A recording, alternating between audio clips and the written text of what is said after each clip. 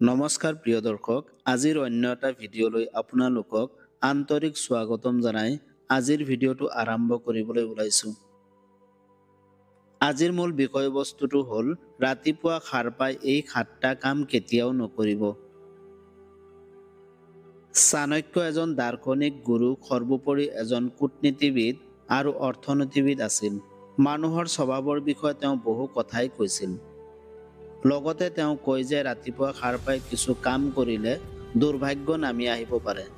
গতিকে ৰাতিপুৱা সাৰ পোৱাৰ পিছত নকৰিবলগীয়া কামবোৰৰ বিষয়ে জানিবলৈ আজিৰ ভিডিঅ'টো শেষলৈকে চাওক। যদি ৰাতিপুৱা কিবা বেয়া ঘটে তেন্তে গোটেই দিনটো বেয়া হয়।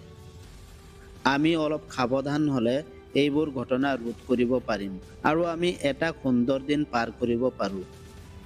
গতিকে সেই কামবোৰৰ বিষয়ে জানো আহক।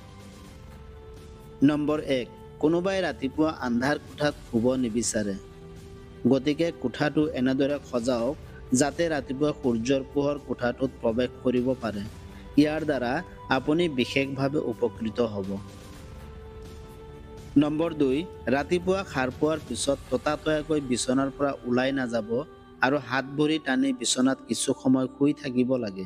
ফলত আপুনি গোটেই দিনটো সতেজ হৈ থাকিব আৰু গোটেই দিনটো ভাল অনুভৱ কৰিব।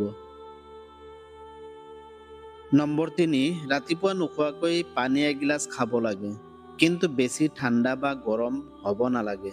কিন্তু ৰাতিপুৱা ধূমপান একেবাৰে নকৰিব। নম্বৰ 4, ৰাতিপুৱা প্ৰথমে চাহ কফি খাব নালাগে, কাৰণ ৰাতিটোৰ ভিতৰত খালী পেট থকাৰ বাবে পেটৰ এচিড উৎপন্ন হয়। ৰাতিপুৱা গাখীৰ আৰু চেনিৰ সৈতে চাহ বা কফি খালে শৰীৰটো বেমাৰ হোৱাৰ পৰা ৰক্ষা পৰে।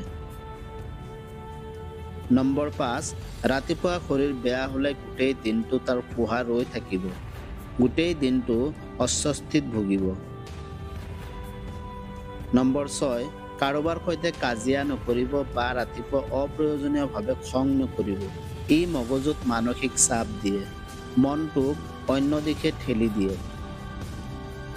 নম্বৰ 7, যদি ৰাতিপুৱা ব্ৰেকফাষ্ট খোৱাৰ অভ্যাস নাই তেন্তে এতিয়াই সেই অভ্যাস সলনি কৰক, কাৰণ গোটেই ৰাতি খালী পেটত থাকিলে শৰীৰটো দুৰ্বল হৈ পৰে আৰু ৰাতিপুৱা নাখালে শৰীৰত পুষ্টিকৰ উপাদানৰ অভাৱ হয়। গতিকে ৰাতিপুৱা কিবা এটা খাব লাগে। প্ৰিয় দৰ্শক, ৰাতিপুৱা সাৰ পাই এই 7টা কাম কেতিয়াও কৰিব নালাগে।